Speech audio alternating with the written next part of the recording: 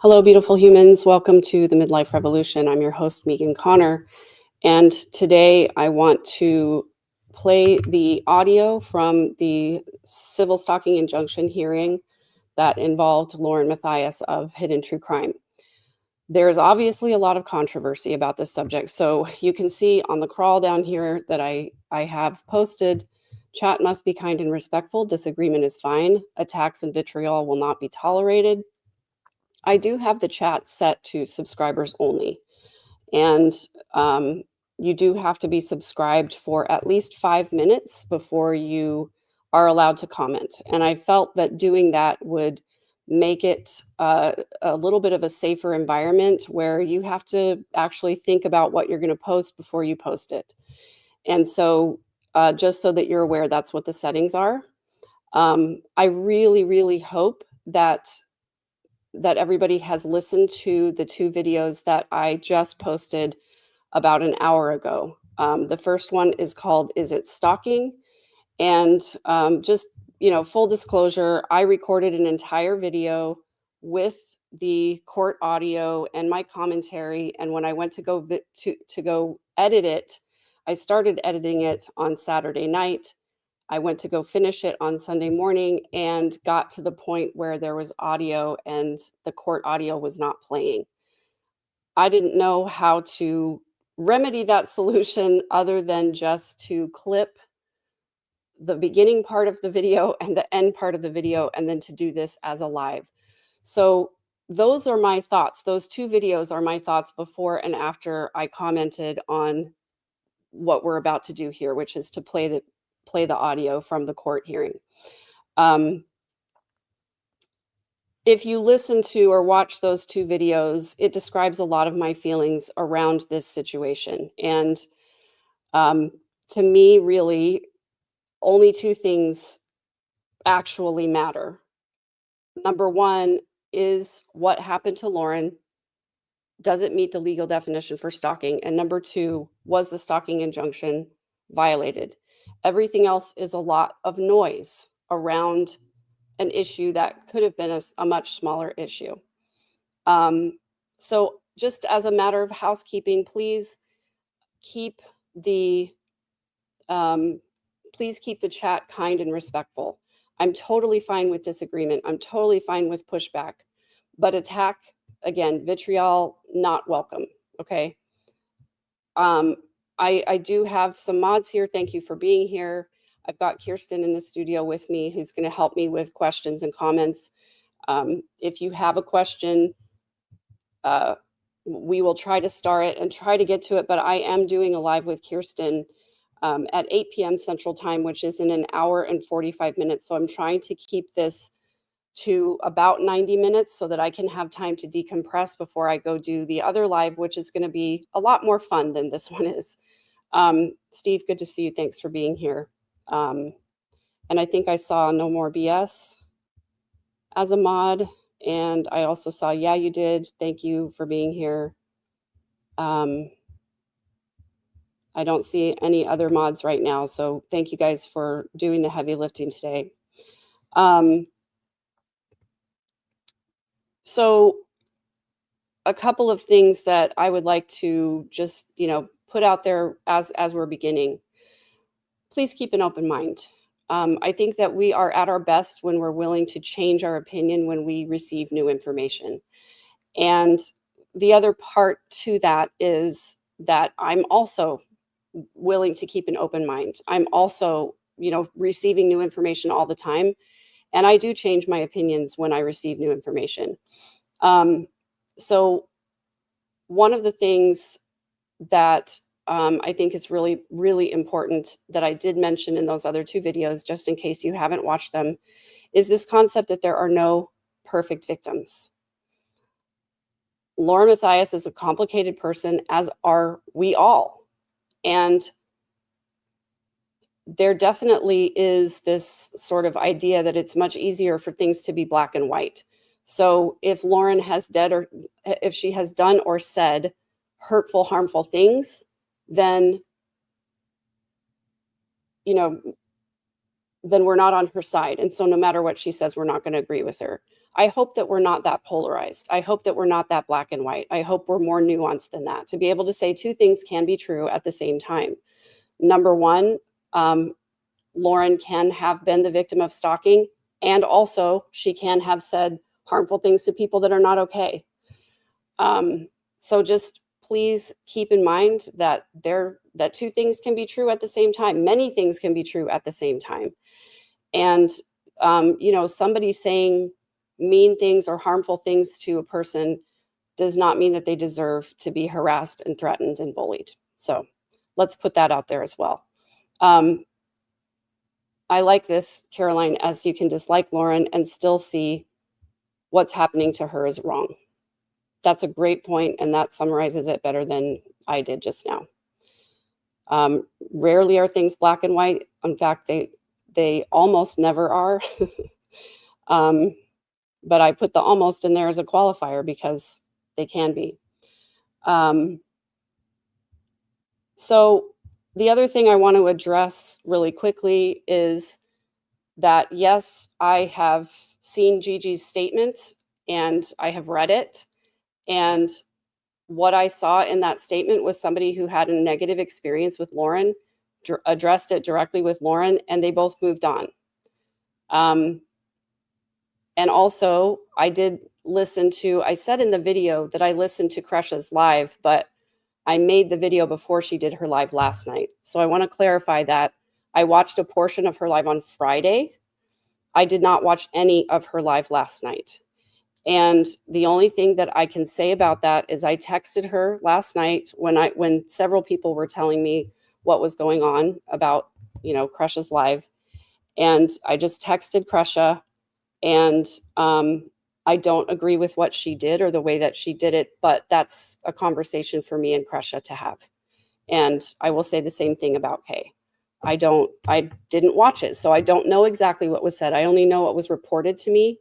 And if what was reported to me is true, then I hope that we'll be able to have a conversation, because that's between, how I feel about Kresha is between me and Kresha. How I feel about Kay is between me and Kay. So I wanted to put that out there because I know people have been asking in the comments about it, and I'm just not going to address it because that's between me and them, and it's not for public fodder as far as I'm concerned. So that's pretty much it. Now, the first thing that I want to do is I want to show you the civil stalking injunction. I have redacted some portions of it. And this is from the motion to enforce the civil stalking injunction. And I want to go through it because it does list the terms of the civil stalking injunction so that we can see, all of this happened before the court hearing that we're about to listen to. So, excuse me. CSI issued on this court on September 4th, 2025, specifically orders the respondent, Lauren's the petitioner, Christina is the respondent, specifically orders the respondent to not stalk the petitioner, including not following, threatening, annoying, or harassing the petitioner in a way that would cause a reasonable person to suffer emotional distress or fear for their safety. B, no contact order. Not contact, phone, text, email, mail, or communicate in any way with the petitioner and the following protected persons: John Matthias, Grayson, their son, immediate and extended family, business coworkers / employees of True Crime Podcast / docuseries.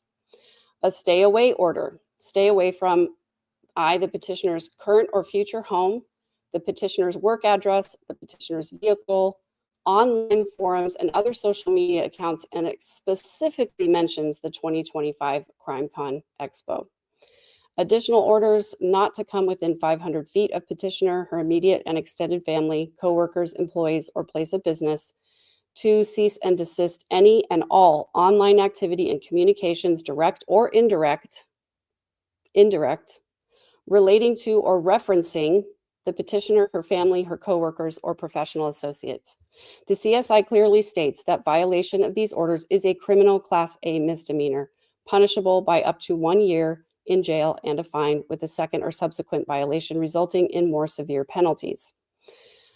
So now we get into the violations of the civil stalking injunction. Despite being served with the CSI on September 4th, accepted by her husband, who confirmed he would inform her, respondent has engaged in multiple willful violations of the court's orders as documented in the petitioner's second declaration and supporting exhibits. Violation of online activity prohibition. 1. Later the same evening as she was served, respondent published posts on both TikTok and Instagram accounts she created to target the petitioner. And I showed the account on, I think it's my second video that I posted tonight, part 2 of 3, and I go over that. 2, posted a video with lyrics, quote, "Whoops, you messed up, ran around, and then you got caught. Whoops, you messed up, now you're crying about what you lost." 3, responded to a friend's comment about telling the real story with "as you wish." And they have that as an exhibit. And that was a comment that Lauren showed on her live where Lindsay says, "Time to tell the real story." And Christina says, "as you wish." B, violation of stay away order, CrimeCon Expo. 1, respondent traveled to and attended CrimeCon Expo, which was specifically prohibited in the civil stalking injunction. 2, approached CrimeCon security, acknowledging she was aware of the CSI, but intended to attend anyway. 3, was observed by law enforcement walking through CrimeCon in close proximity to petitioner's location. 4, when confronted by officers, admitted she knew about the order and that her husband had sent it to her. 5, was physically served again and told to leave immediately or face arrest. C, additional online violations. After being removed from CrimeCon, posted 2 more videos on TikTok and Instagram. 2, first video, mouthed audio stating, quote, "Don't lie on me," with threatening undertones. 3, second video, performed lyrics from Eminem's Worms, including, quote, "I'ma make you eat your words," a direct threat. D, violation of 500-foot stay away order. 1, stood just feet away from petitioner in hotel bar area while holding a camera. 2, only departed after observing petitioner's producer on the phone with Aurora police. 3, photos document respondent within feet of petitioner and producer Grayson Yore. And again, that photograph is on Lauren's live, as well as I showed it at the very beginning of the first video I posted today. E, second violation of stay away order. 1, again came within 500 feet of petitioner in bar area during lunch. 2, was escorted by security to a restaurant directly behind petitioner. And just so that you're aware of the setup of this CrimeCon venue that we were at, it was a hotel and the bar area was huge. And on both sides of the bar area, there were several restaurants. And so it was a very large area. And a lot of people are saying, well, Christina was there first, and then Lauren came in. And to be honest with you guys, I don't know if Christina was there first. All I know is that I came to the bar area. Lauren and Grayson were there. We were hanging out, and Grayson alerted me to the fact that Christina was there. So at that point, Grayson and I went to talk to security. And it was during that time that Joe took that photograph. And I don't know the circumstances surrounding that, but I certainly don't think that Joe did anything to try and quote unquote entrap Christina. But Christina was also, she was very well aware of how close she was to Grayson and Lauren because she looked over several times. So I wanted to clear a little bit of that up about the proximity of the bar locations. F, indirect harassment through third parties. 1, respondent's associate, Lori Hellis, published YouTube video discussing the CSI and using the petitioner's name. 2, respondent commented on the video, quote, "Thank you, Lori, thank you," with crying emojis.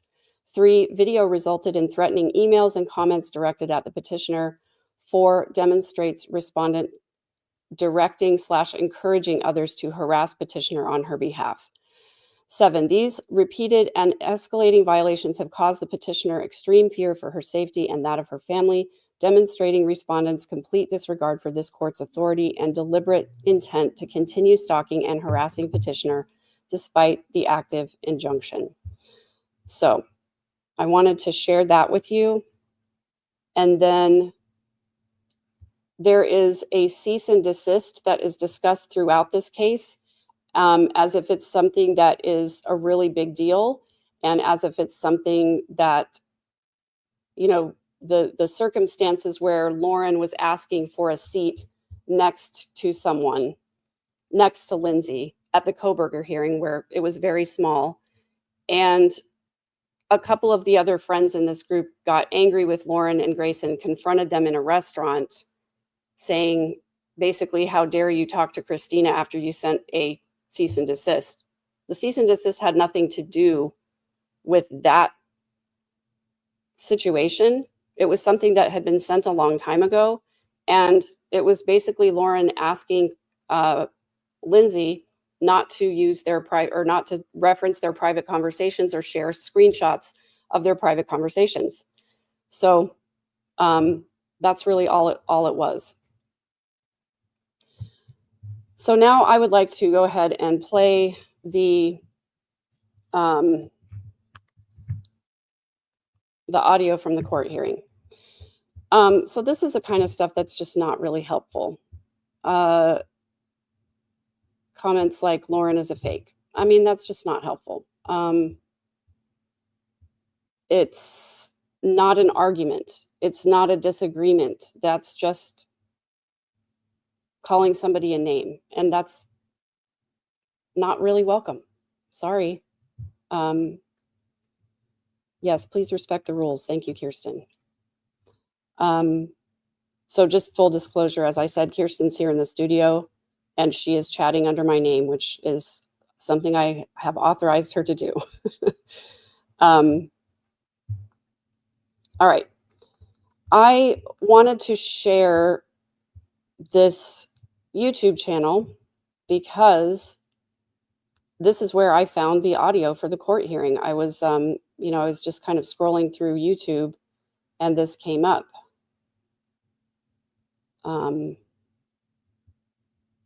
And so I reached out to this creator and asked her if I could share her audio of this. I want to first go to the main page, and this is the reason why. This creator is called, it's at That One Girl Melly Star.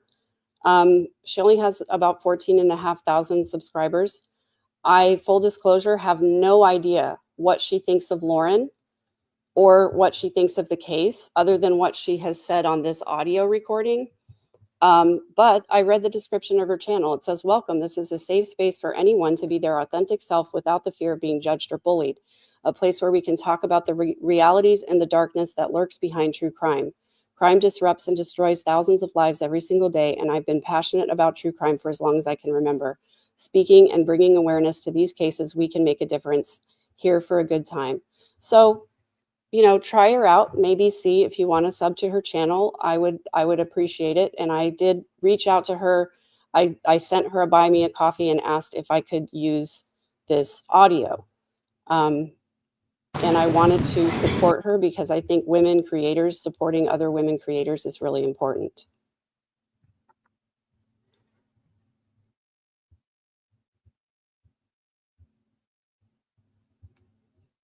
Okay, so I am going to zoom in a little bit because she's got her chat there, and I don't know if her subs are okay with all of this being shared over here. So I'm just zooming in so that we can focus on what's on the screen, or sorry, the audio rather than what's on the screen. So this is the hearing that was held. It was supposed to be to make the civil stalking injunction permanent. And instead, what ended up happening is they didn't have enough time to present all of the evidence. And so they had to reschedule it for October 16th. And just prior to that is when they found out that Law and Crime had been granted a request to live stream it. And here's the other thing I want to point out. This is really important. And I said this on one of my other videos. What Lauren shared on her 9-hour live, she shared a statement from Dr. John that mentioned briefly mental health information about Lauren and about their son. She did not reveal the full extent of the protected mental health information that was going to be shared in the court hearing and live streamed by Law and Crime. So she exposed about this much of the mental health information. There was a lot more that she didn't reveal, and that's what she was trying to protect by not having Law and Crime live stream it. That's why she decided not to go ahead with the hearing at that time. Now, is she continuing to pursue legal remedies? I have no idea. That's her business. And I also want to say, as I've said before, I said this on my initial live, I don't agree with everything that Lauren says or does. I don't agree with a lot of the ways that she's handled some of these situations. But the bottom line to me is just those two things. Was it stalking, which we've already proved it was because she was granted a civil stalking injunction by a judge for which she had to present evidence? And was it violated? And I think that the hearing is going to clear a lot of that up. So let's go ahead and listen.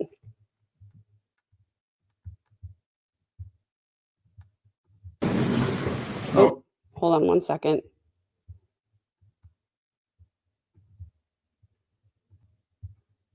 Okay, counsel, what were you able to work out? Unfortunately, Your Honor, we're not going to be able to come to a stipulation today. Okay. Let's go ahead and, are you ready to proceed then? We had one matter of housekeeping, Your Honor, from the petitioner, if that's all right.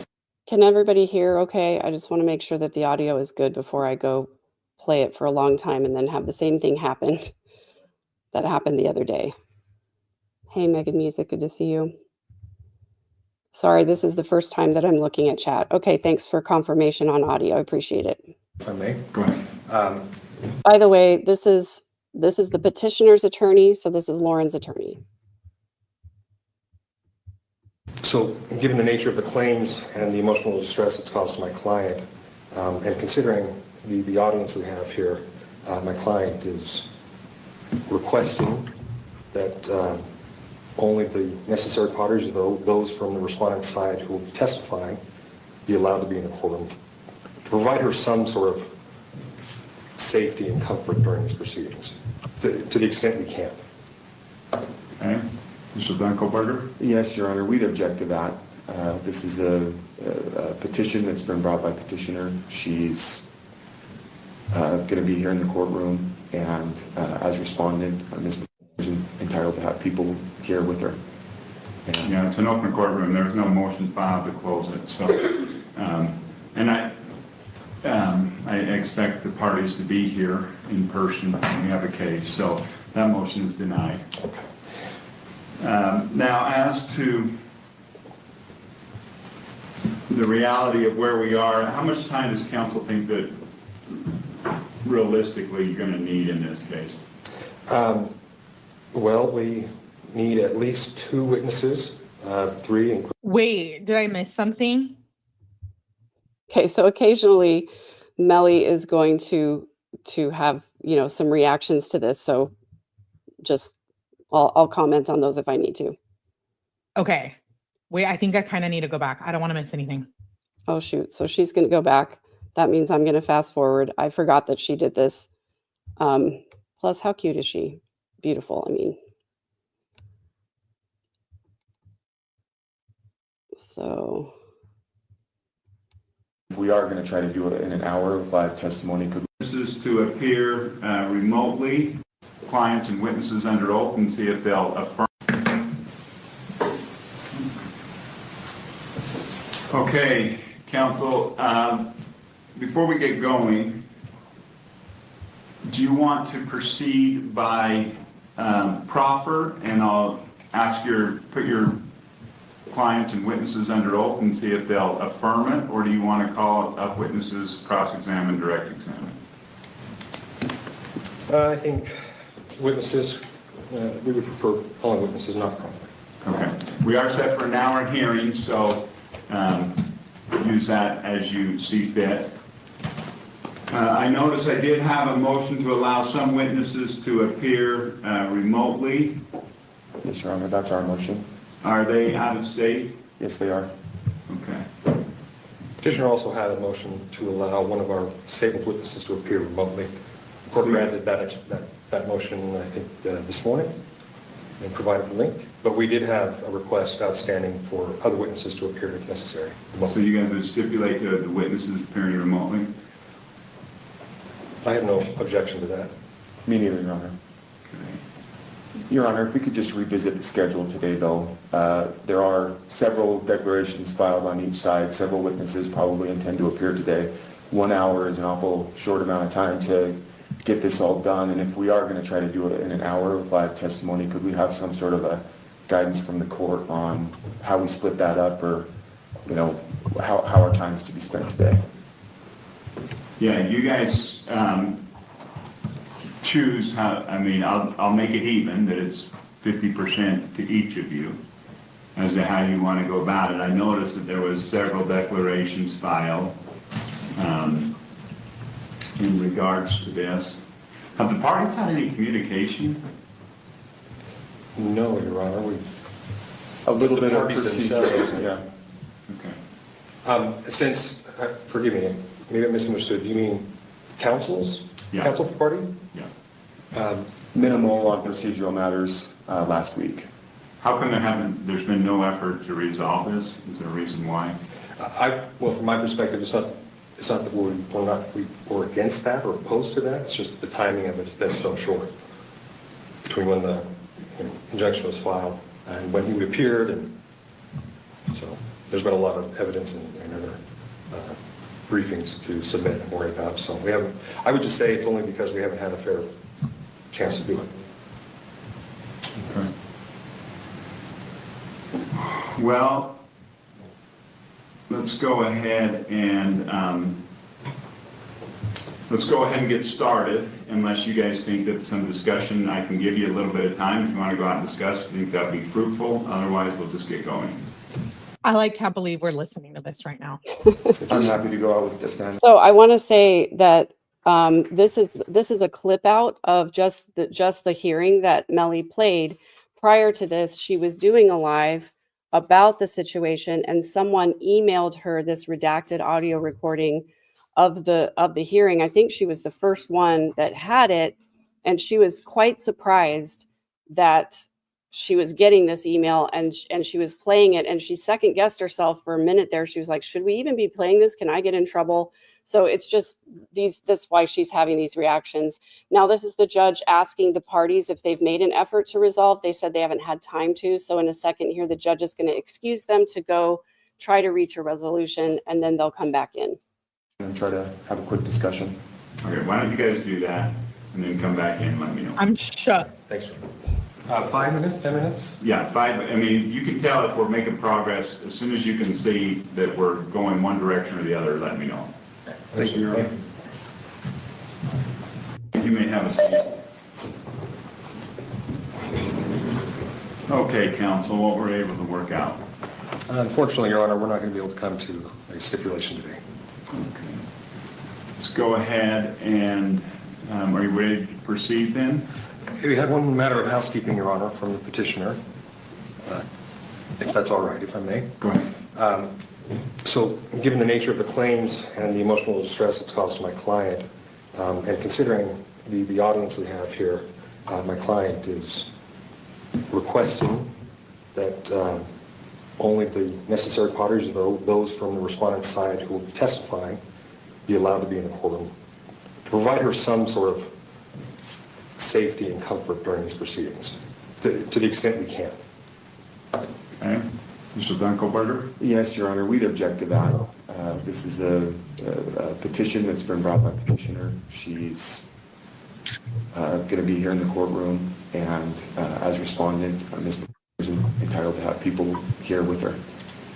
Yeah, it's an open courtroom. There's no motion filed to close it. So, and I expect the parties to be here in person when we have a case. So That motion is denied. Now, as to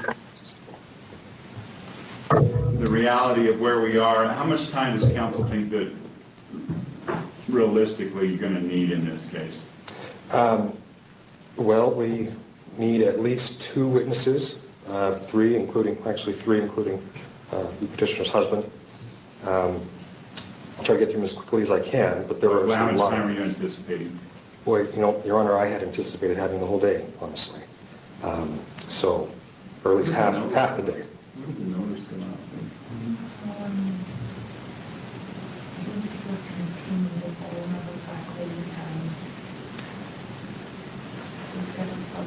So to answer your question, that was not the law and crime subject coming up.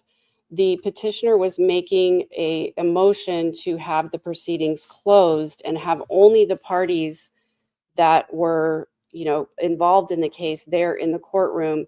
And that was the judge denying that request, saying it's an open courtroom. So, the parties and whomever are supporting the parties can be there.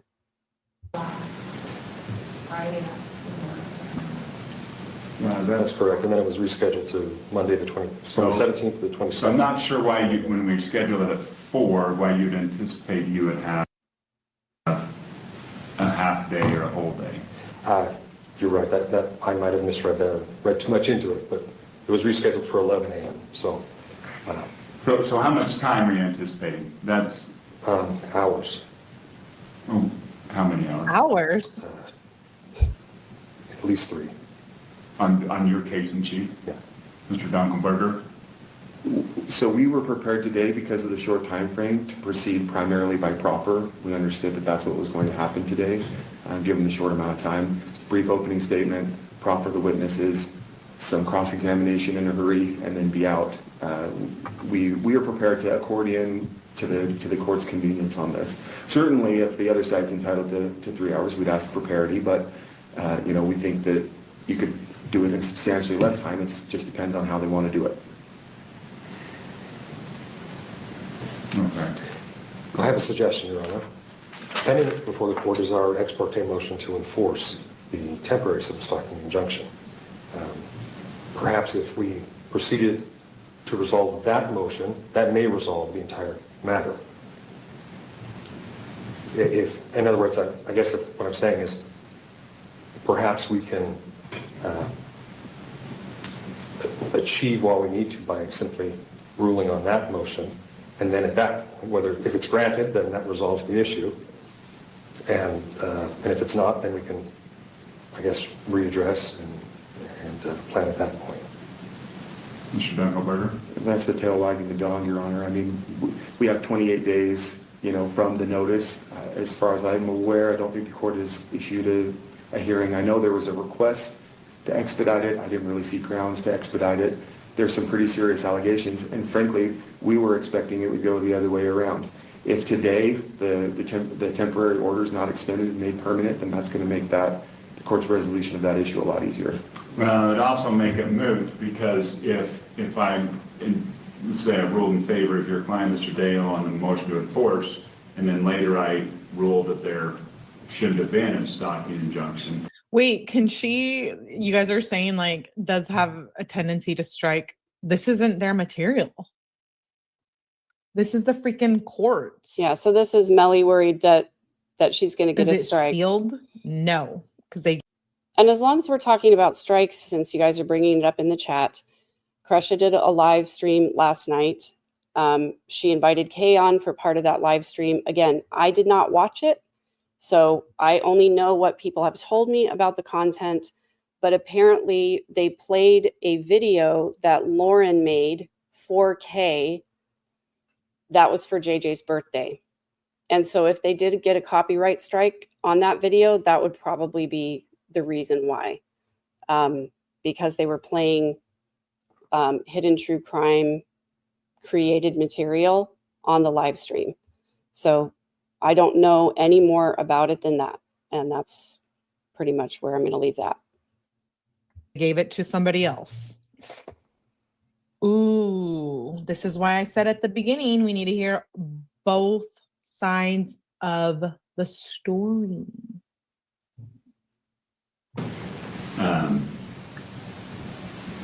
Well, I guess I can go because there is an ex parte one in place. Okay, have a seat. Let me think through something. Thank you for your arguments.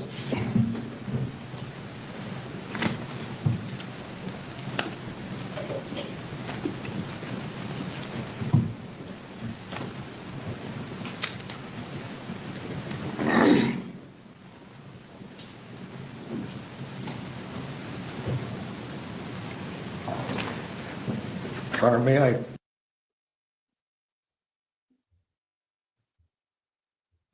Why did it just stop? respond to Oh, there we what go. he said? Sure. Thank you. The standard in the that is applicable to the ex parte motion and the enforcement of the temporary civil stalking order injunction is completely separate and irrelevant to the issuance of a permanent stalking injunction.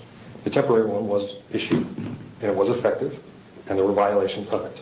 Whether or not the court decides to continue that and issue a permanent stalking injunction is a separate question. So I would argue that we can proceed on just the ex parte motion today.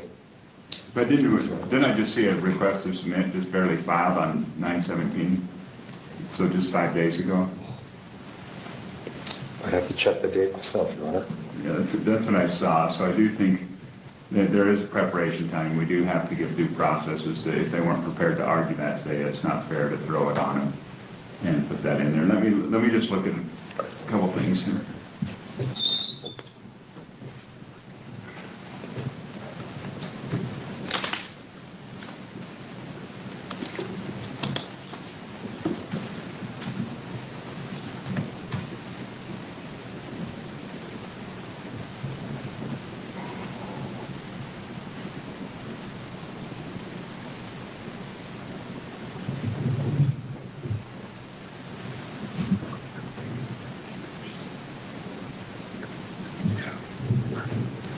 Oh.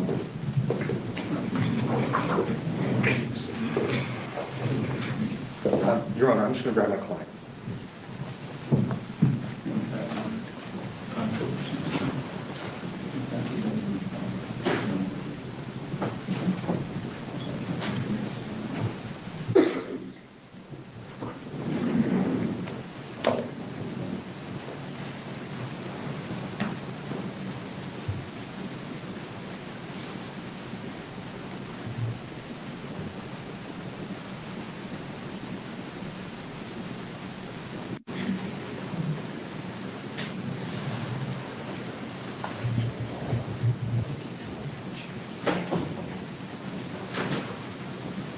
Yeah, you guys are gonna get spanked if you weren't already subbed up to her.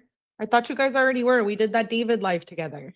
If you didn't, go I don't watch know. after and give it a like and a view.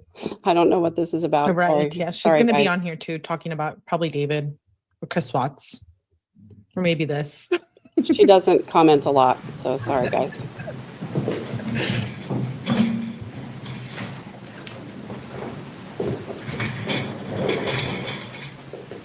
Okay, counsel, here is what I am going to suggest we do. In light of, it doesn't sound like typically on these we have limited witnesses and or they proceed by proffer. It doesn't sound like either party, well, it sounds like one party is willing to proceed by proffer, the other wants to call witnesses. And we certainly do not have enough time to do it today to get everything in. So what I'm suggesting is I'd like to set this for October 16th.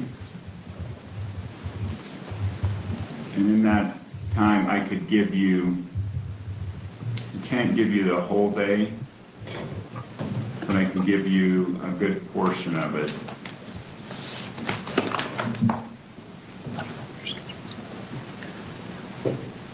Does October 16th work?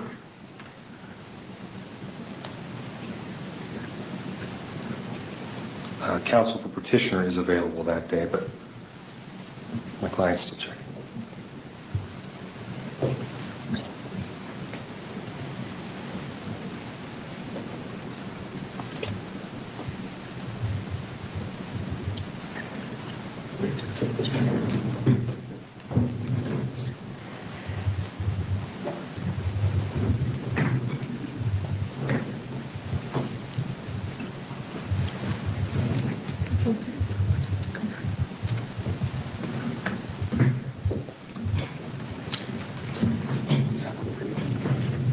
scheduling wise, but I'm going to object.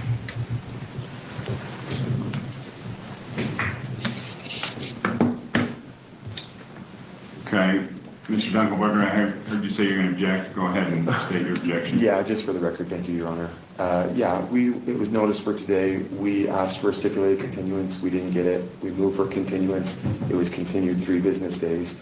We have witnesses here from out of state to be sworn in to testify regarding their affidavits to proceed by proffer. It was scheduled patently for an hour. If counsel was unprepared to present petitioner's case within the time allotted, then it was sort of incumbent on him to contact the court and to determine how much time would be available. In the meantime, my client's civil rights have been severely impeded by the temporary order. We'd like to have it in court. A continuance of almost a month severely prejudices her. We've got that's recalling witnesses that have come from out of state. And we prepared because the court told us to be in court today, and we prepared for the time that the court had to give us. And it's simply prejudicial and unfair to respondent to have it continued at this point, particularly when counsel had every opportunity to stipulate to a continuance and make sure that the court would have time to hear hours of testimony. And that's our objection, Your Honor. How many witnesses do you have from out of state? We have 2 here today. Okay. Mr. Dale, do you want to respond? Yes, thank you, Your Honor. I don't think it's fair to put that on us. I mean, the hearing was set for 11 a.m. I'm sorry, but then there was no mention or notice that it would only be an hour. I apologize, but we were prepared to examine many witnesses to prove our case. Counsel had the same information, opposing counsel had the same information we did. For him to assume that he could call in witnesses today to examine them all in an hour, I mean, it's equally to blame. That's not a reason for to say that he was prejudiced. So, Your Honor, I guess I defer to the court on that. But, okay, here's what we're going to do. What I'm going to do is we're going to get this on the record. We've got 2 out-of-state witnesses. I'm going to bring their testimony. I'm going to have you put them on the stand. We're going to continue this for the morning of October 16th. We're going to put these 2 witnesses on the stand right now, and we will let them testify. You can cross-examine them. Everybody should be prepared to do that because we've discussed it. And then we can, because your argument, Mr. Dale, is, hey, we were planning on putting on all witnesses today and have them testify in cross-examination, so there shouldn't be any preparation issue there. You've indicated you're prepared, Mr. Dunkelberger, to move forward with those 2 witnesses. So let's put those 2 witnesses on the stand, then we'll continue this until October 16th, beginning Wait, Christina had the witnesses? This is insane. at 8:30, and expect that it will be done by 3 o'clock on the 16th. Sounds like that did work for everybody's schedule. Okay, any questions? no, Your Honor. Okay, Mr. Dunkelberger. Yes, thank you, Your Honor. We'd like to call Janice to the stand, please.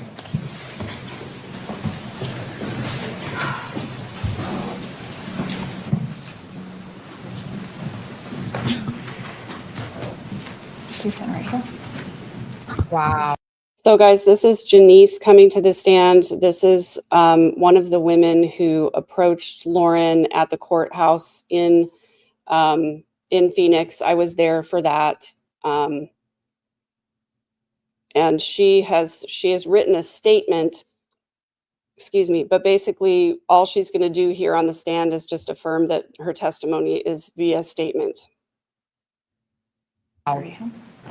Do you solemnly swear the testimony you're about to give and the matter before the court will be the truth, the whole I'm truth, updating and nothing mine. but the truth, so help you God? Go ahead and have a seat.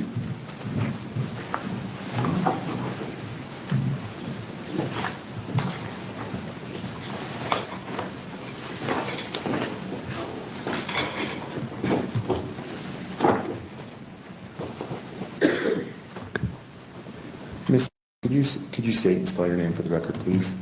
Yes, it's Janice. Oof. Okay. And Miss, In anticipation of today's proceeding, did you submit a declaration to be filed with the court? Yes. And did you have the opportunity to review and comment on the declaration before it was filed? Yes. Were you able to correct or modify or draft or otherwise comment or contribute meaningfully to this declaration? Yes. Did you authorize signature of this declaration? Yes. And did you understand that when you did that, you did it under penalty of perjury of Utah law? Yes. And do you certify here today that the declaration is correct to the best of your knowledge, information, and belief? Yes. Just by way of a quick review for the court, could you please tell us your relationship with respondent, Ms. I met her in April 2024 at a trial, and we became friends. And we have continued to be friends and attend other trials together. Okay. How would you describe your relationship with the petitioner, Lauren Matthias?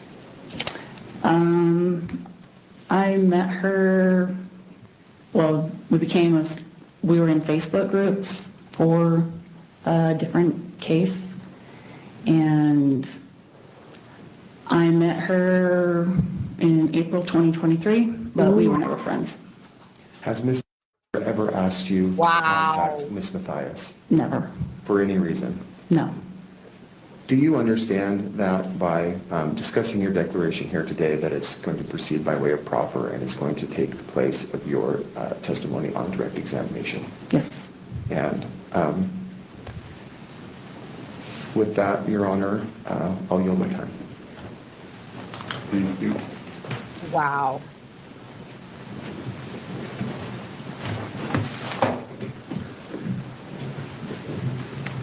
Just a clarifying question. I wasn't clear on when you met my client. I met her at a trial April, I think it was, I'm trying to remember, 23 maybe? April 23? I think, well, yeah, Do you 23. remember the trial? Yeah, it was Laura Daybell's trial in Boise. That's all I had, thanks. Ma'am, you may sit down. So far, it's aligning with what Lauren said in her live. No, I'm assuming no redirect. No, Your Honor. Okay, thank you, ma'am. Next witness? Yes, we'd like to call Lindsay, please.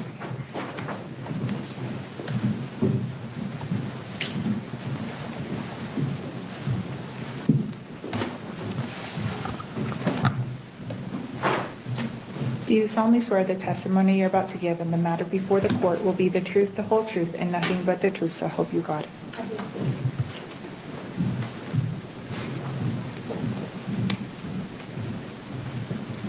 Now, this is Lindsay, and if you watched my initial reporting of this situation, I suspect very strongly that Lindsay is the one who is sort of instigating all of this vitriol directed at Lauren, and I believe her to be sort of the leader of the mean girl group.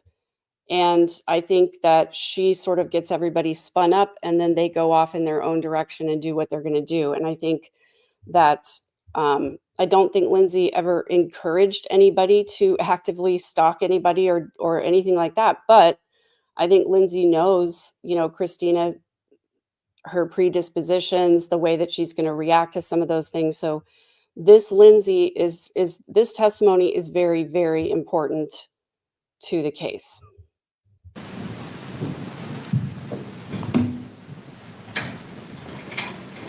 Miss, could you state and spell your name for the record, please? Lindsay. What?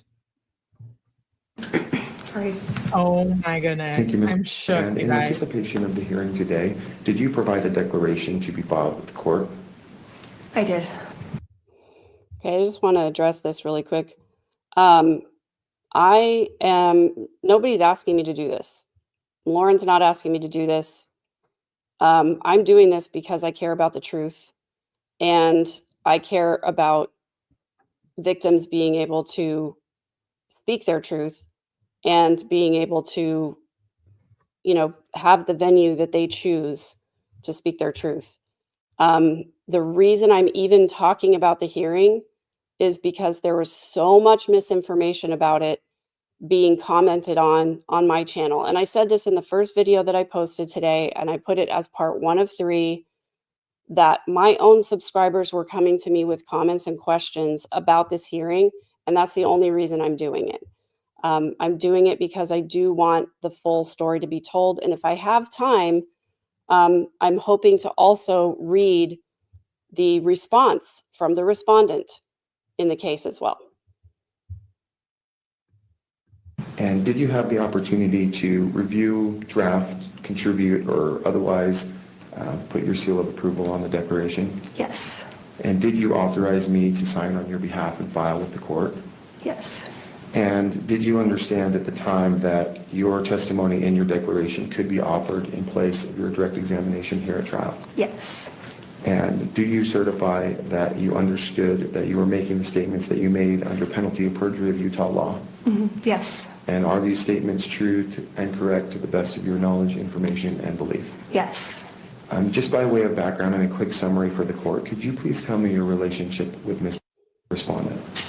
I met Christina in April of 2024, and we became friends and have been friends since. Okay.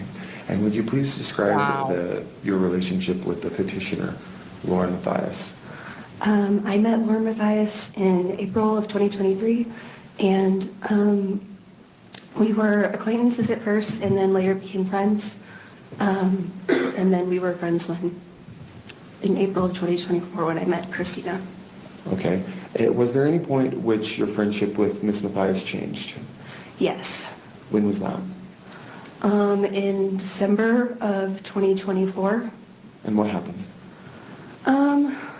Well, I was freelancing, working for her, and that relationship ended. I thought we were still friends.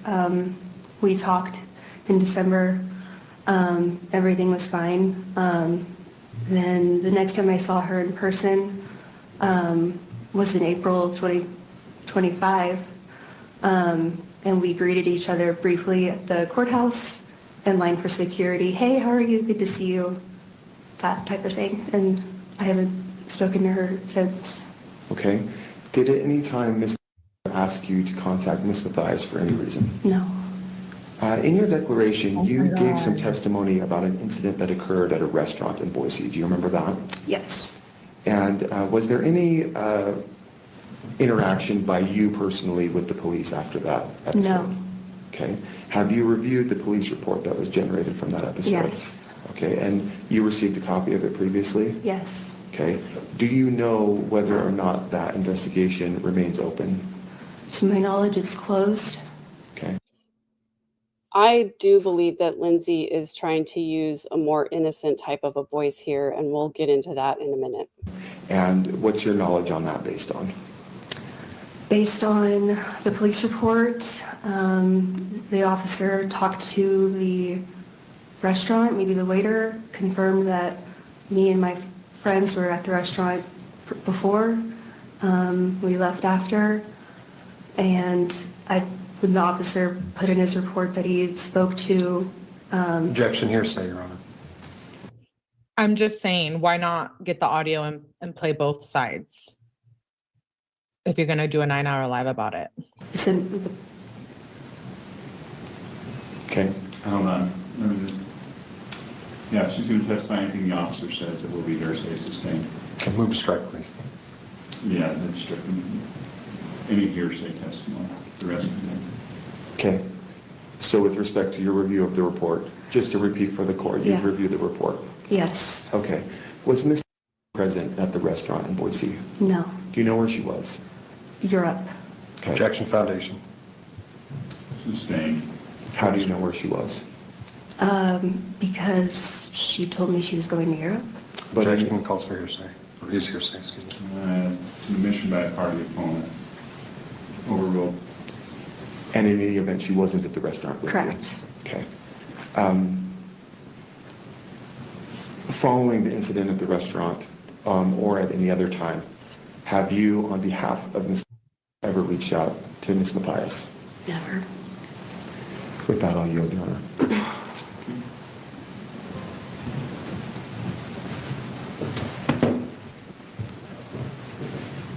Wow. Is it okay if I drink one of these waters? Yeah. Thank you.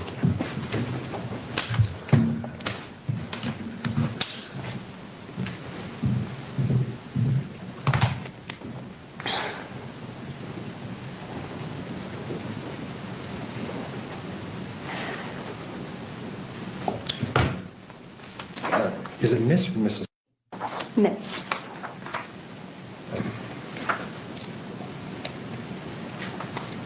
Miss? I was also confused by your testimony. When did you initially meet my client?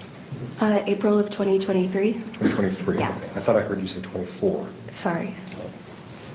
And how were you introduced to her? I don't know. We were both at the same trial, and I might have introduced myself. I was there for work. I knew Lauren to be in that same industry.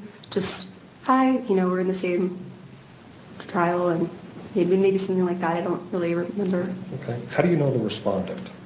I met her in April of 2024, the next year, at a trial as well. Okay. Yeah. Would you describe your relationship? How would you describe your relationship with the respondent? Really good. We became friends, kind of happenstance, but we had a lot in common and just kind of naturally became friends. And you're still friends to this day? Yes. Do you communicate regularly? Yes. How often? Multiple times a week. Do you have a social media account? Yes. Do you follow the respondent's social media account? Yes. Are you familiar with the account titled Objection, Your Honor? Yes. What is that account? Oh.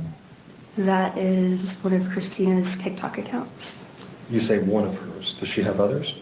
She has a art account where she posts art stuff because she's like a artist. Okay.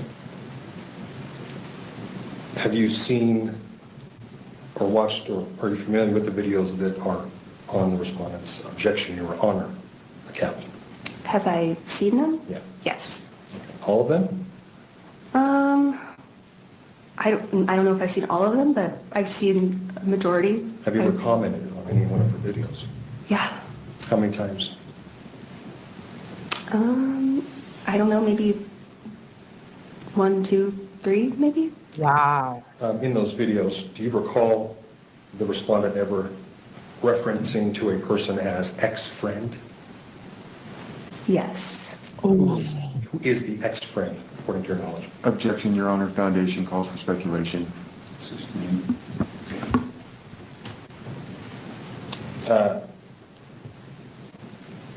So you've seen the videos, and you just mentioned you have seen the ones where she mentions her ex-friend. Correct. Okay. Let me ask you, what is your understanding of who the ex-friend is? My understanding, the ex-friend Mm-hmm. to be Lauren Matthias. That's my client. So, for all of you saying that the TikTok videos didn't mention Lauren's name, they didn't show her face, there were hashtags in the videos with Lauren Matthias's full name. And Lindsay just says right here on the stand under oath that she understands that the TikTok account Christina made, aside from her other account, all the videos are referencing Lauren Matthias. That's what she believes. Correct. Okay.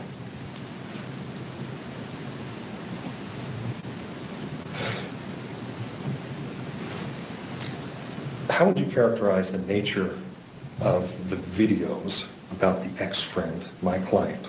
Were they positive or negative? Which videos? I'm just asking for your overall impression Okay. of all the videos you said you've seen. Overall Were they impression. positive about my client or negative, in your opinion? I don't think they were positive, but Okay. So you can't say they were positive. Can you think of any video that was positive? there were actually a few where they weren't about your client. They were about like protecting like your own personal peace, things like that, things that were like kind of, I don't know, not like motivational, but like peaceful, like, I don't know if that makes sense. So in the second video that I posted today, I show the TikTok account, I go through it, and I can tell you, I haven't watched all of those videos, but it does not look like there's anything there about protecting your personal peace. And it doesn't look like there's anything in there that is positive. There was one video that I saw that was not sort of vitriolic, and that was a Charlie Kirk memorial post. So you can go look at the TikTok for yourself. Okay.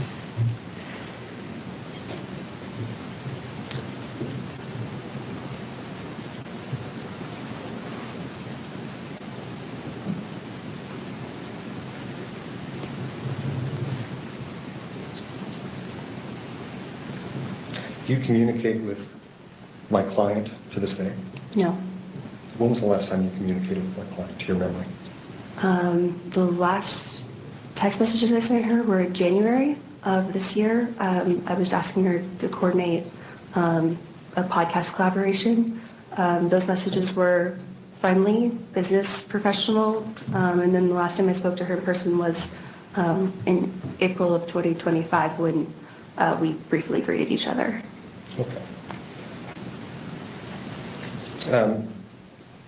What was did your relationship with my client have any professional nature to it? Yes, at one point it did. How so? After I left one of the jobs I was at, I was kind of waiting for my next one to start, and so we were friends, and I offered to help, and Lauren was very supportive of me at the time when I was leaving the place I was at, and so I worked for her and her husband freelance for a few months. So you were an employee of hers for a few months? I wasn't an employee, like, are you meaning legally? So it was like a 1099 contract, Okay. if that's what you mean. When did your employment? I just want to point out to everybody, look, I don't think Lindsay is stupid. I think she's smart. She corrects about the 1099 employee here, which doesn't really jive with her confusion over the positive or negative question, and then some other things that are going to come up here in just a second. I believe just beginning of December, approximately. Do you recall any interactions with the respondent? Did you have any personal conversations with the respondent about my client, either before or after your employment ended? Can you repeat that?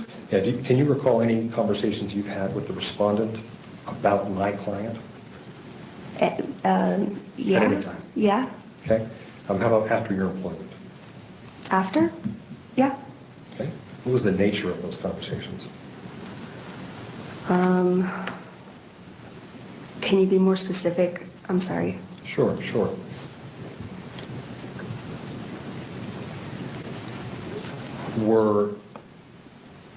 Whenever you were speaking with her about my client, would you characterize it as positive or negative?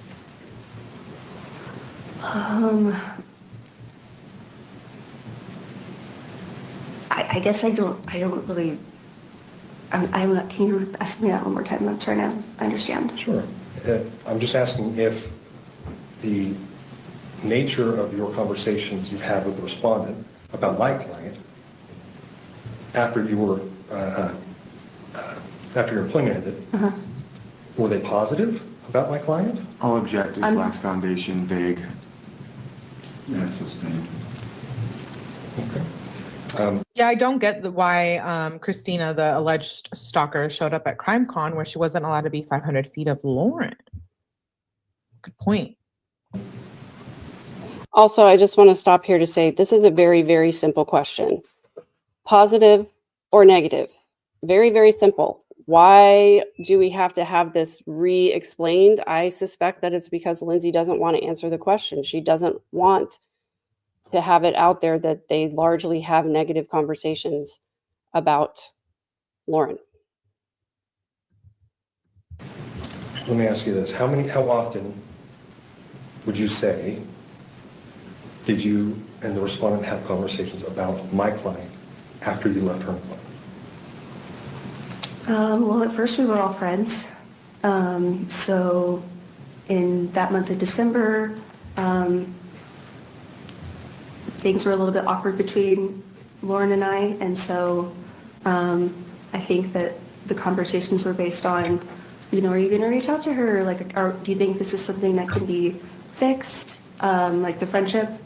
And then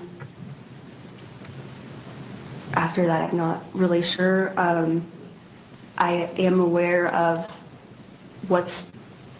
I put in the thing about, like this case, like I know like in April, when Christina and Lauren had a conversation, like I knew about that. Were you aware of, let's see, when did you become aware of the respondent's social media account about my client? I'll object. Assumes facts, lacks foundation. She's already testified she's seen and reviewed all the videos and knowledge of the accounts. So Wow. the testimony I heard is that she's aware of some communication there, whether it was on the objection, Your Honor, a TikTok account, and that she understands that the ex-friend referred to there was referring to petitioner. So if you want to ask her about that specifically, or if there's others, you can ask, but otherwise the objection is sustained. Okay. Do you recall speaking with the respondent at any time about her social media account titled Objection, Your Honor? Yeah. Describe that first, when you first became aware, please.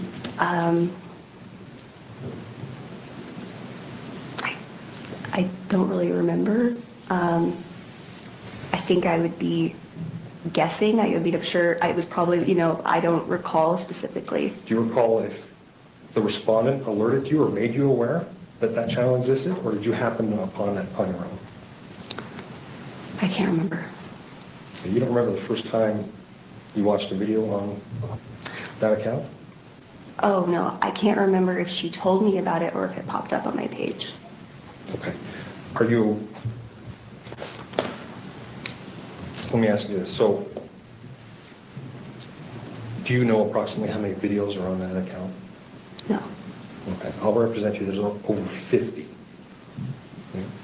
I'll object to the representation. You can represent that. I just want some clarification. 50 of what? 50 total videos? 50 total videos allegedly referring to the ex-friend? What is Wow. Thank you, Mayor. There are over 50 separate videos or posts on this my Objection, Your Honor account referring 50 post. to the ex-friend and It's actually 70, but maybe at this time, the time of the hearing, it was only 50. discussing some of her private details of personal conduct. Your Honor, I object to that. That's a fact in dispute in this case. Hold on. I understand your objection. What you can do is you can ask her if she understands that there are 50, if that would surprise her. If she doesn't know, she doesn't know. Have you seen all the videos, all of them? No, I haven't watched every single video. Are you aware of about what time they began? Yeah, I think so. Okay, what's your recollection? Maybe in June, Okay. maybe? Was this before or after you ceased working for my client? After? Okay. So to clarify, the videos began popping up on this account, to your knowledge, after July of 24? 25. 25, excuse me. Sorry. Okay.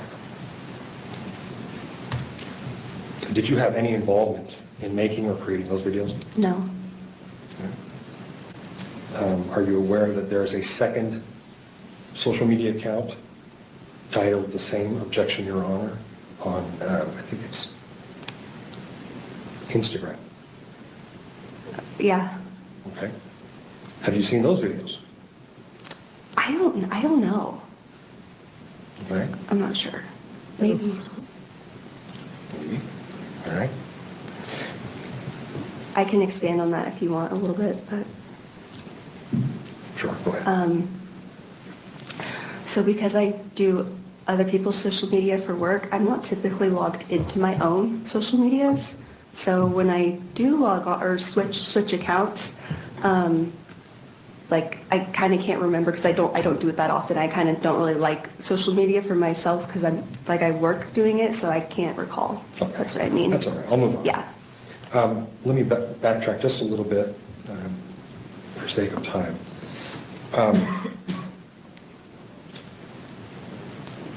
To your understanding, based on your conversations with the respondent, who's your friend, who you mentioned you communicate with several times a week, you said 2,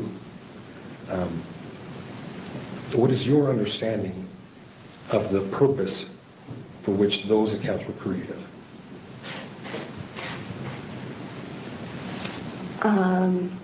What's my understanding of the purpose of why those were Why created? did the respondent make those accounts? Do you know? Ooh. I think because her art ones had like 50,000 followers on it, and she didn't want to put that on her art feed. Put what on her art feed? Other videos that aren't about art. Other videos about who? Other videos that aren't about art. And what were the videos that weren't about art? I'll Were they object about? as asked and answered. And that would have been accurate before you asked this second question, but I think the second question is appropriate to overrule. Can you repeat that? I'm sorry. Sure. You stated the respondent has another art account that she uses for art. I was asking you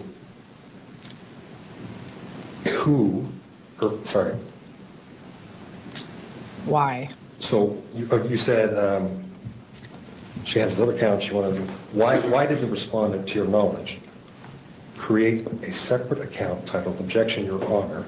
Now that has been asked and answered. She said so that she didn't intermix. She's got her art account. She didn't want to run this other stuff on the feed. The Gotcha. question that the second one you followed up with was, what are the other posts or videos she's putting on the other account? Thank you, Your Honor, for that. That's correct. So what are the other posts that the respondent made? The other posts That on... you referred to other posts that she didn't want on her art account. Oh, what were those videos about? Those videos were Christina talking about her life, things going on in her life. What was and- going on in her life at that time, And I'll object, lacks foundation, calls for speculation. to your knowledge? Hold on. I'm going to sustain that objection. Go ahead with the next question. Okay. Do you have? Well, I'm just asking you. What do you understand those videos on her other account to be about? Or, excuse me, let me rephrase. Why did she create a separate account specifically for these videos? You mentioned she didn't want these videos on her other account, on her art main account or whatever. What is your understanding of why she created a separate account about other videos?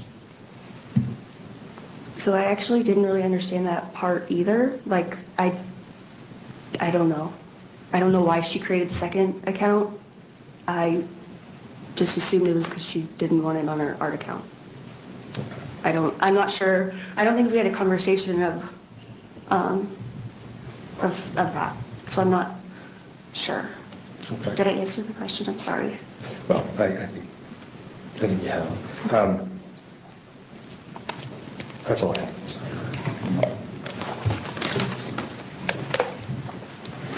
I know we're out of time, Your Honor. Very brief redirect here. The posts that you saw, did they contain threats? No. Did they name Lauren? Hold on. I need some foundation. What post? The post that you were discussing, that you said that you saw Yeah. on these accounts? On the objection, Your Honor, counts? Yes, Your Honor. Zero. Okay. I'm going to check to legal conclusion, Your Honor, about threatening, what constitutes threatening language. Okay, overruled. Did they refer to Lauren by name? No. Did they depict Lauren by photograph with her face showing? No. Wow. Have you ever threatened Ms. Matthias or her associates? Never. Have you ever purposely stood in their space in order to menace them or intimidate them? Never. Have you ever seen Ms. MacArthur stand close purposely to Ms. Matthias to threaten or intimidate her? No. You mentioned some conversations that you'd had with Ms. that were about Ms. Matthias. Mm-hmm. During those conversations, did you ever hear Ms. MacArthur threaten Ms. Matthias? No. Did you ever hear Ms. MacArthur talk about encouraging someone else to threaten or menace Ms. No. Matthias?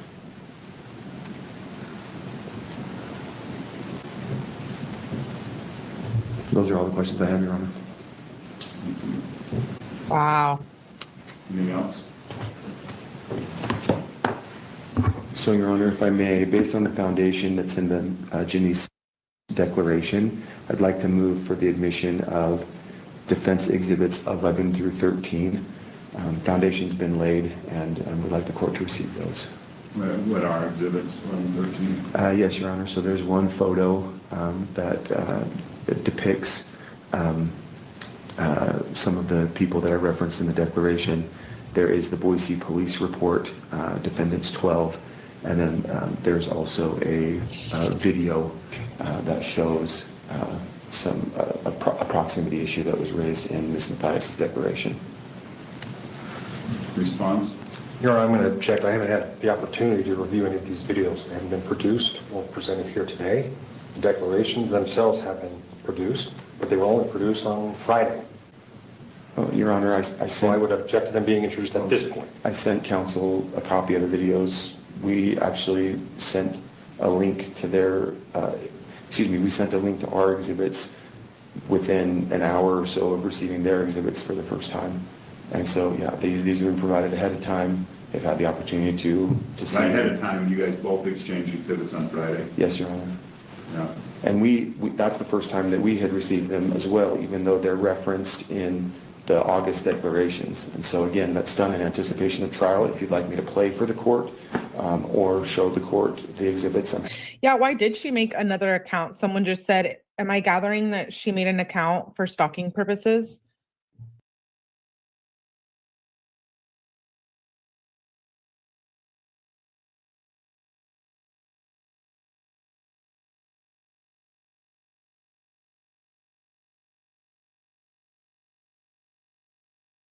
Because she was like, oh, she want to post it on her art account.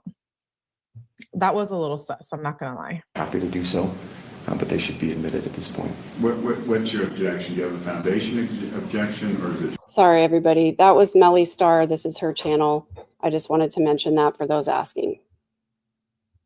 Just that you think you didn't see until Friday? Well, I don't know what the videos are, so I'm not sure if they lack foundation. Did you review the declaration? I did. I have not received any videos contrary to, or I haven't received the evidence that he claims to have produced. I haven't seen it in my inbox. I haven't seen any notices filed with the court that they were produced. Your Honor, I'd be happy to provide the email that we provided Mr. Dell. In any case, even if they were provided, it was just last Friday. I haven't had a chance to review Yeah, it. this is the problem with the cramming that's going on. Is we do have some real due process issues. First of all, are we done with Ms.? Yes, sir. Let me sit down, thank you.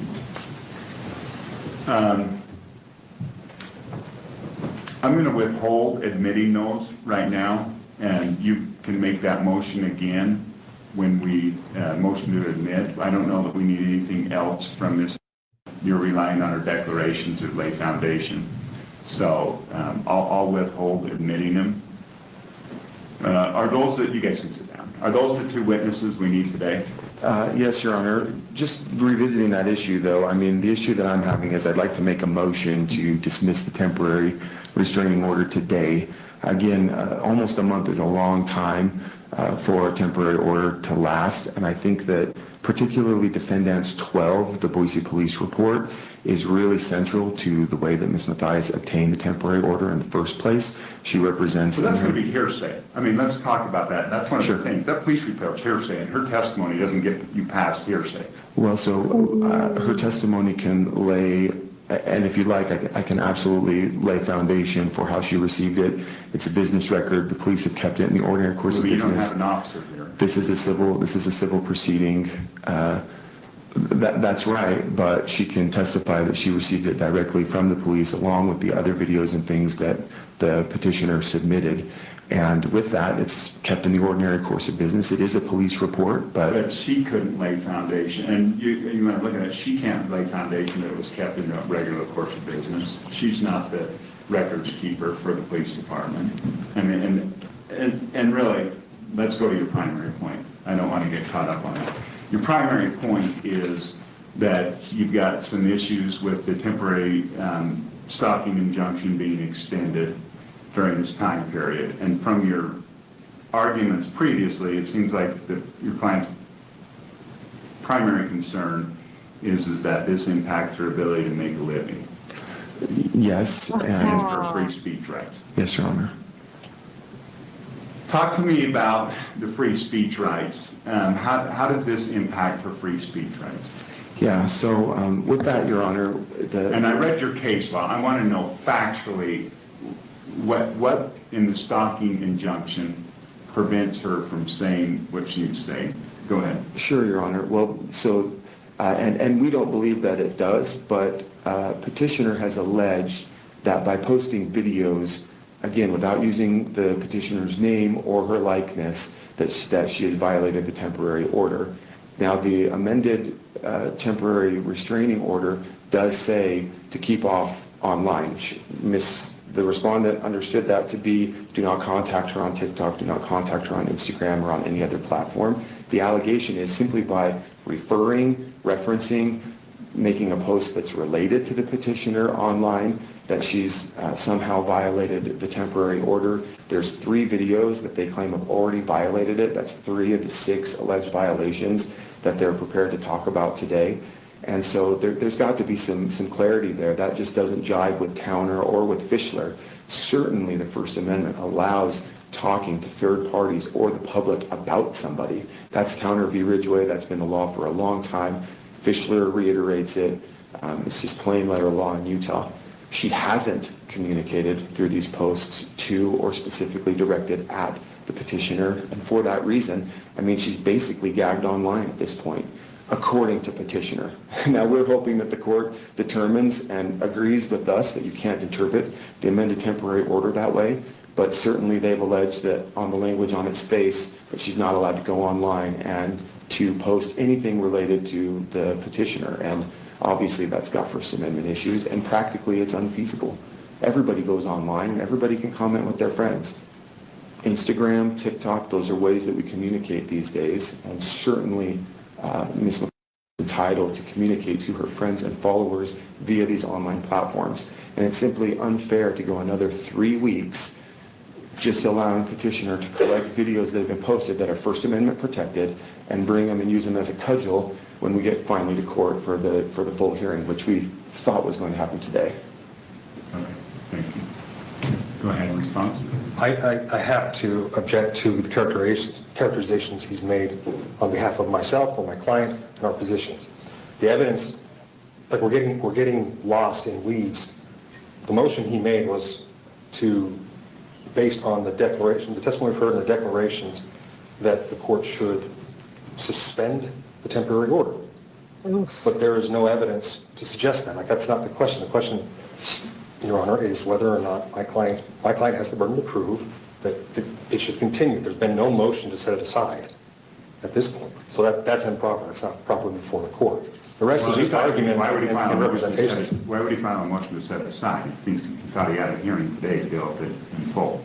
Well, I'm just saying procedurally. There are procedural ways to do that. Those haven't been met. satisfy the other arguments about what's been said online or what they're about have yet to be proven and shown. Virtually all of what he said is not based on evidence that is before the court today. So the court can't make that ruling today. Okay, thank you. Go ahead. Yeah, and with that, Your Honor, this is a motion. I mean, we're making it. We learned minutes ago that this is going to be extended for another 3 weeks, and this severely impacts respondents' civil rights. I mean, this is what we have. I mean, at a minimum, we need a clarification for the amended temporary order that that makes clear that she's entitled to go online and talk about whatever she chooses to talk about online, and that certainly can't be a gag order that it has extended, that we're going to be on for a motion for sanctions about, and then that's going to go for another 3 weeks now. Your Honor, I would object to the characterization of the language of the civil stalking injunction itself. It's not what he represents it to be.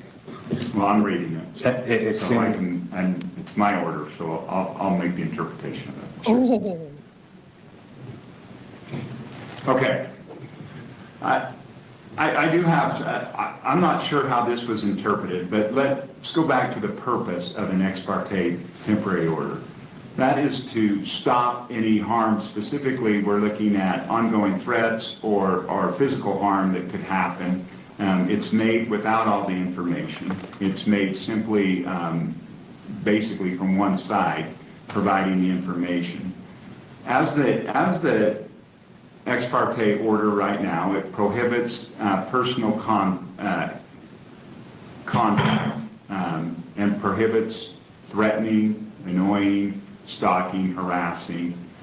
That will remain in place as is. As to the no contact order,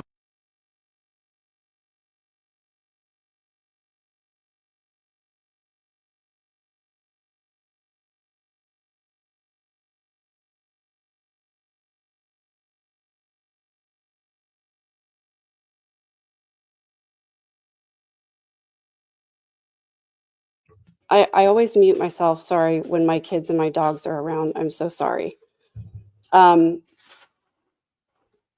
This was the point at which the judge could have vacated the order. If he did not believe that stalking was taking place, if he did not believe the evidence that has so far been presented, if he didn't believe, the testimony, or if he, did believe the testimony of the two witnesses that came up there and said that they, weren't involved in any stalking behaviors, this would have been the point at which the judge would have vacated the order, because you just heard the attorney of the respondent make a motion to vacate the order and to just get rid of it so that Christina wasn't prohibited from working and from, living her life online and doing whatever else she wanted to do. So this is the point that I wanted to point out to people, is that if the judge did not believe it was stalking, he could have vacated the order right here and ended this whole thing. But clearly, from what he saw and what he read, he is upholding the civil stalking injunction that he put in place in the first place. that will remain in place. Specifically as to the text, mail, email, or any other communication directly or indirectly. In other words, I don't want them talking to each other. Now, it does identify other people and family members for sure. So Mr. Matthias is sure going to be covered by that. As to Grayson Yore, is there any reason that your client would need to contact Mr. Yore? Miss Yore, but no. Oh, excuse me, Miss Yore, thank you. Okay, then Miss Yore's included on this. Son is covered by this. So that will remain in place as well.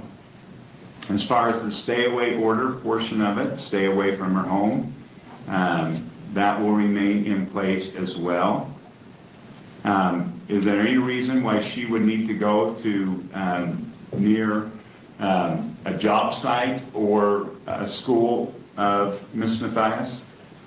Well, no, but just to clarify, I mean, there's public places where they both I'm may going to think. deal with that. Okay, so no, Wow. not in Henderson, Nevada. Okay.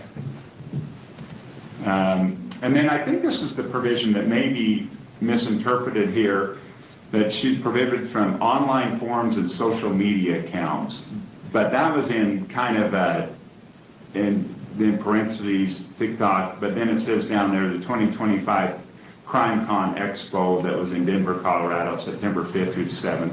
When I was reviewing this, that was what I was looking at, was that CrimeCon. I had no way intended that the respondent was to be kept off of social media sites. I do think that's freedom of speech issues, and I don't think that this order was intended to cover that. So she can get on those now. I guess she runs the risk if she's on those and those are interpreted as annoying or harassing, although I will say that's a fairly high bar in the sense of just because somebody says something you don't like, that's not going to be a violation of a stalking injunction. Exactly. So a lot of people jumped on this, what the judge was saying, and they were trying to say that in the judge's opinion that, you know, that this was not stalking and it was just Lauren complaining about things that she didn't like that were said. What the judge actually said was Christina can get on social media. She can say things that she wants to say, but she can't cross the line into annoying, harassing, defamatory content. And there would have. What? The judge is like, that's not stalking. Do I need to clean my ears? Did I hear? Yes, clean your ears, because he didn't say that it wasn't stalking. What he said, can we just let's rewind it maybe? Because a lot of people misinterpreted this part, I think, purposely. They heard what they wanted to hear. Those are interpreted as, I in no way intended that the respondent was to be kept off of social media sites. I do think that's freedom of speech issues, and I don't think that this order was intended to cover that. So she can get on those now. So she can get on social media sites. I guess she runs the risk if she's on those and those are interpreted as annoying or harassing, although I will say that's a fairly high bar in Yes, it's a high bar to prove that it's harassing. the sense of just because somebody says something you don't like, that's not going to be a violation of a stalking injunction. And there would have. What? The judge is like, that's not. So what the judge said was, if it's just something that Lauren doesn't like, that's not a violation. Agreed. Stalking. Do I need to clean my ears? Did I hear that right? Wow, I'm shook. Have to be directed comments that were clearly meant for a specific purpose. Yeah, there was, in obtaining the order, petitioner made some allegations that she had strong belief that she was in immediate danger in relation again to the CrimeCon that was in Denver, Colorado. Now, as to the work environment, it does sound like the parties may attend similar court hearings.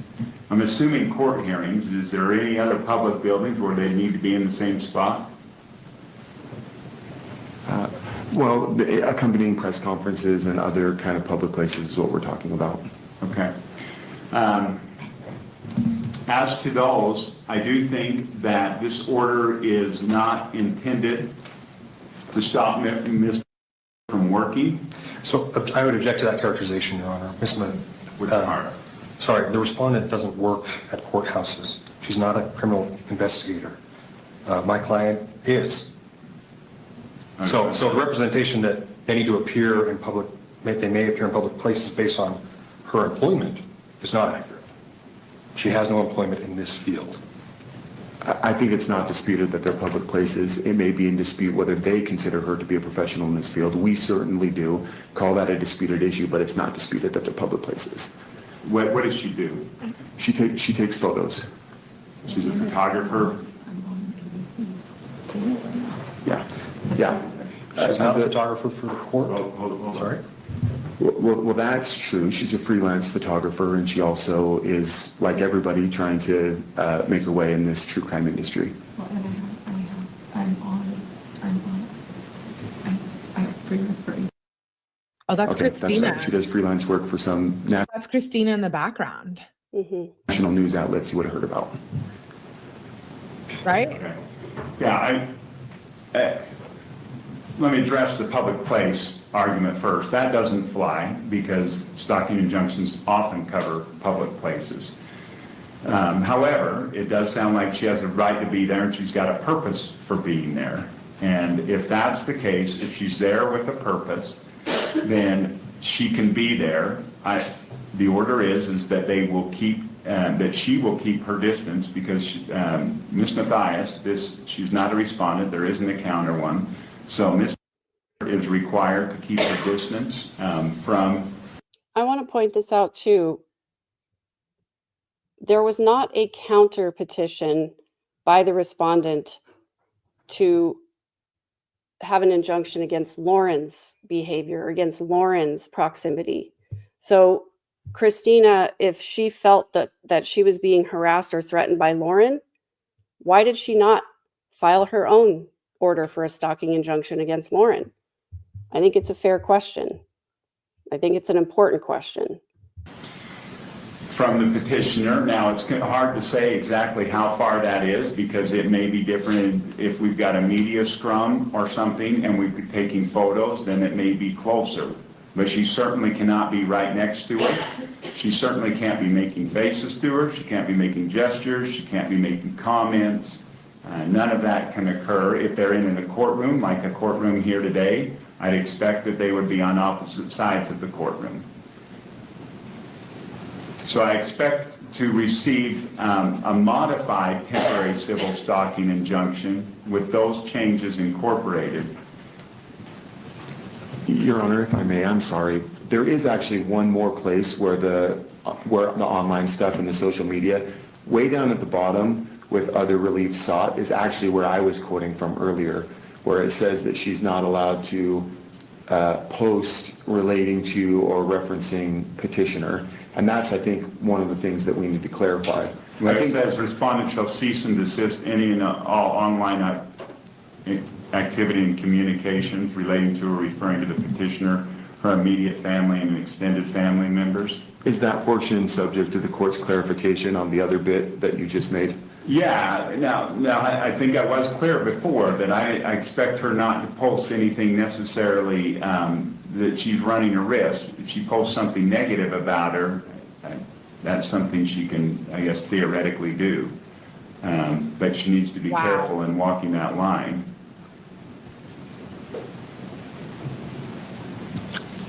Is there any clarification you could give us on what might be qualified as negative?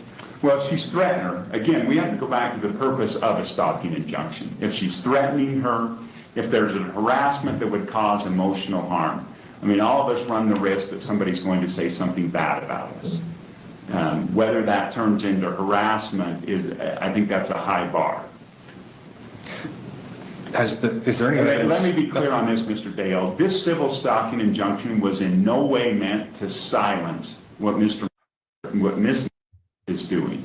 And I want to be very clear on that. What? And any permanent stalking injunction will not be for that purpose. Is he saying that it's not to silence Christina? That's correct. The stalking injunction was not meant to silence her. It was not meant to interfere with her free speech rights. Oh, I'm shooketh. I'm shooketh. That is not what a stalking injunction is for. I guess I'm looking for clarity on what it is the court is basing its ruling on when it says what she does or what she's doing. And What do you mean? So the respondent isn't a true crime investigator. She's a photographer. She has an art channel on Instagram. She has separate media accounts, social media accounts that discuss solely the flaws of my client, to air them, to cause her harassment. I guess I'm not sure that, but we haven't had the chance to provide all that evidence yet, so we'll do that at the next hearing.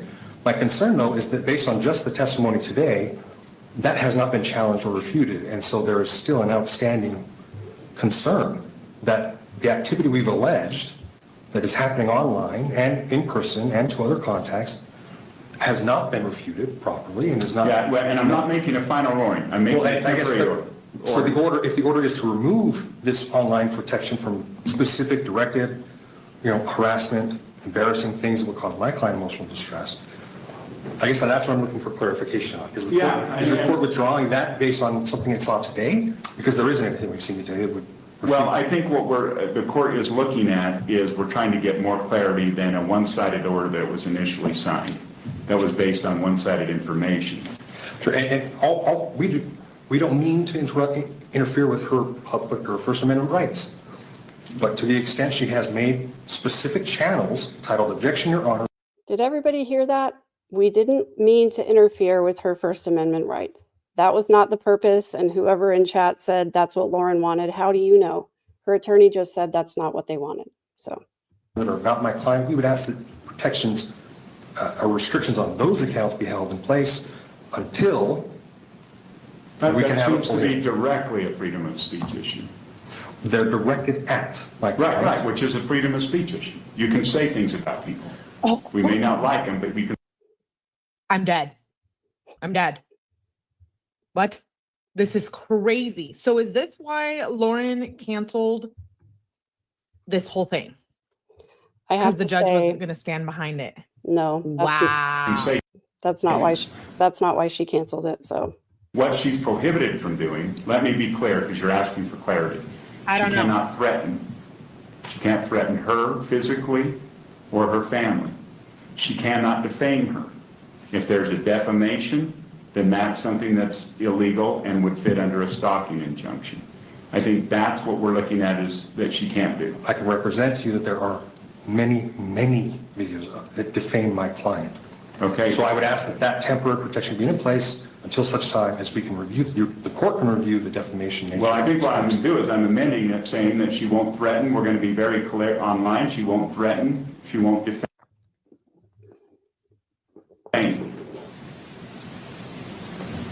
Okay. Wow. Whether online or other. Well, she's not talking to her in person. I expect zero communication. Yeah. As far as she can't talk to her, she can't email her, she can't text her. Mr. Donkelbarger, I want to be clear, she can't do that through a third party. She can't send a message through a third party. There is to be no communication there.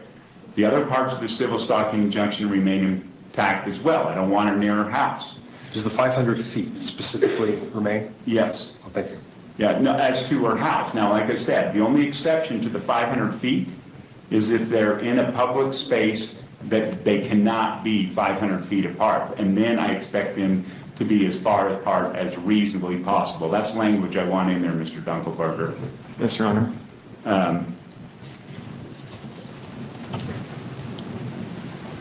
But otherwise, that is 500 feet. So Mr. Dunkelberger, if they're in a mall, your client needs to move away 500 feet.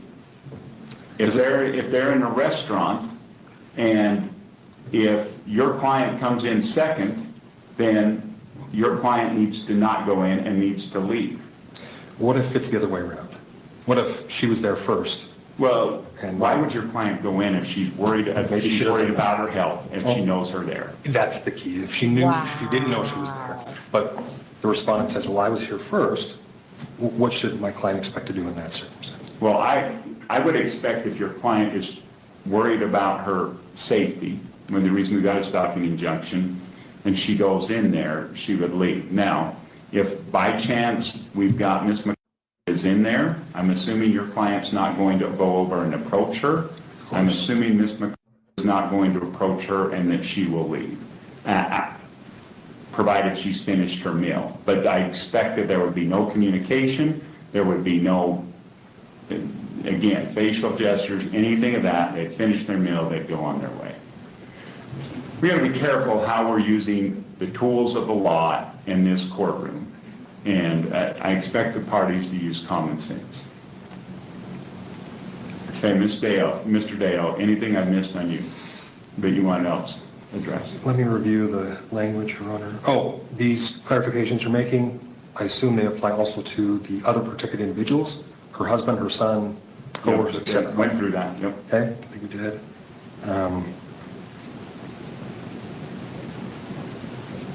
Professional associates, other known professional associates of my client. Can we retain that? She's not. They're not covered under this list. So no, they would. So you can have contact with them. What I did prohibit is third-party communication. She can't send a message through one of them. Understood.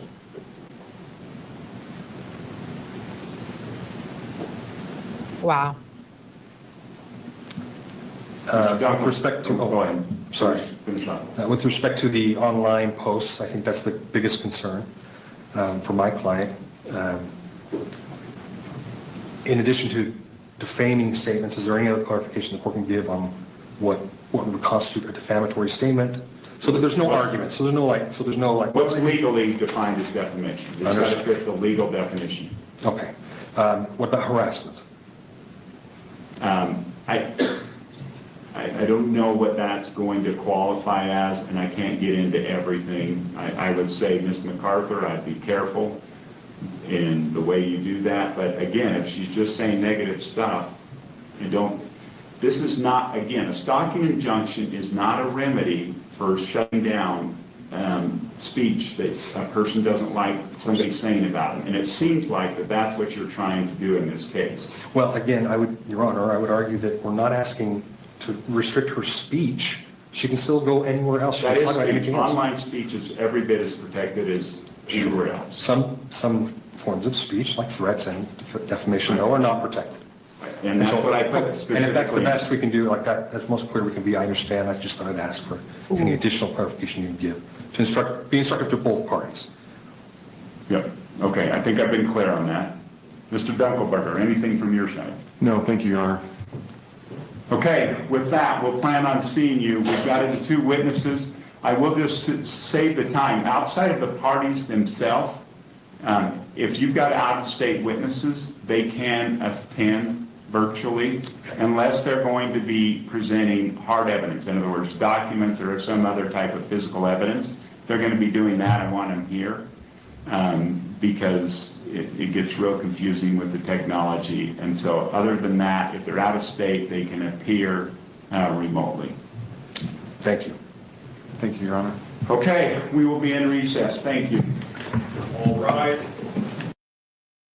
Okay, so that ends the court hearing.